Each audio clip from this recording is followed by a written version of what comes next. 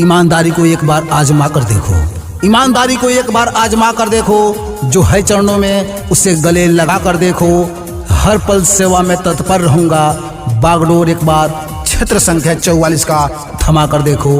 बागडोर एक बार क्षेत्र संख्या 44 का थमा कर देखो। बनेला सेवा कावा जोड़ा रहला तेरे किया हो डगरे डगरे डगरे डगरे कर जोड़ी को हो तारे सबा का से भतिया हो डगरे डगरे।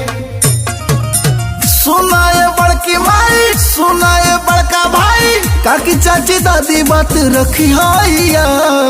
वोट मांगे आइल बा तो हर तबरेज मांगेला घूमी घूमी, मांगेला घूमी घूमी, हो मांगेला घूमी घूमी। ग्राम पंचायत राज डोरिया सोनापुर क्षेत्र संख्या 44 से पंचायत समिति सदस्य पद के उम्मीदवार आपके अपने मोहम्मद तबरेज आलम का कहना है, आपका एक एक वोट ग्राम पंचायत राज डोरिया सोनापुर क्षेत्र संख्या 44 का विकास लिखेगा। आपका एक एक वोट ग्राम पंचायत राज डोरिया सोनापुर क्षेत्र संख्या 44 का विकास लिखेगा। जो हुआ नहीं कभी वो इतिहास लिखेगा, जो हुआ नहीं कभी वो इतिहास लिखेगा।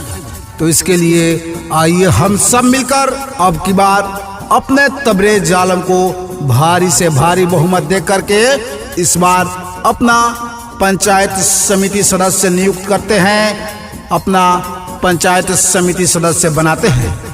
याद रखें, अपने तबरेज भाई को, अपने तबरेज आलम को, अपने तबरेज भाई को, और इस बार अपने तबरेज आलम को ही अपना पंचायत समिति सदस्य बनाएं, अपना पंचायत समिति सदस्य बनाएं।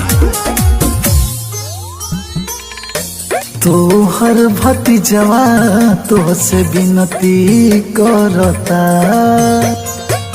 हो, पौआ पतुहरा अपन सिरवा धरता।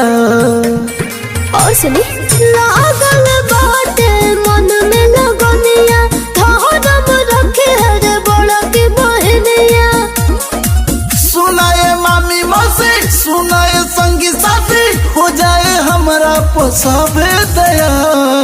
वोट मांगे आइल बा तो हर तबरेज मांगेला घूमी घूमी, हो मांगेला घूमी घूमी, मांगेला घूमी घूमी। समय मिली सुतार ना मिली, समय मिली सुतार ना मिली, तिथि मिली लेकिन त्योहार ना मिली।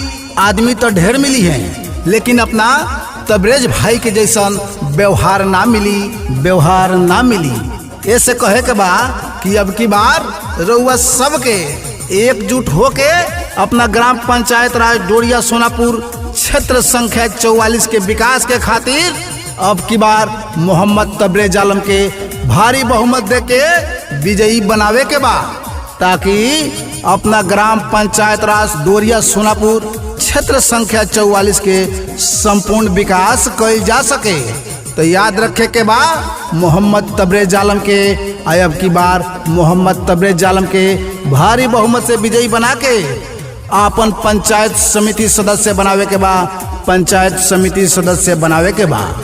याद रखे के बा मोहम्मद तबरेज आलम के। केहू के बहिया केहू के पौआ धरिले, जनता जनार्दन से हम अर्जी करिले। सगर विकास के बेरिया, सुखवा सवारे दिल के भीतरिया। तू रब ना कोनो वादा, जानब जीव से ज्यादा, रही न मनवा में कोनो बला। आइल बा वोट मांगे तो हर तबरेज मांगेला घूमी घूमी, आशीर्वाद मांगेला घूमी घूमी, आशीर्वाद मांगेला घूमी घूमी।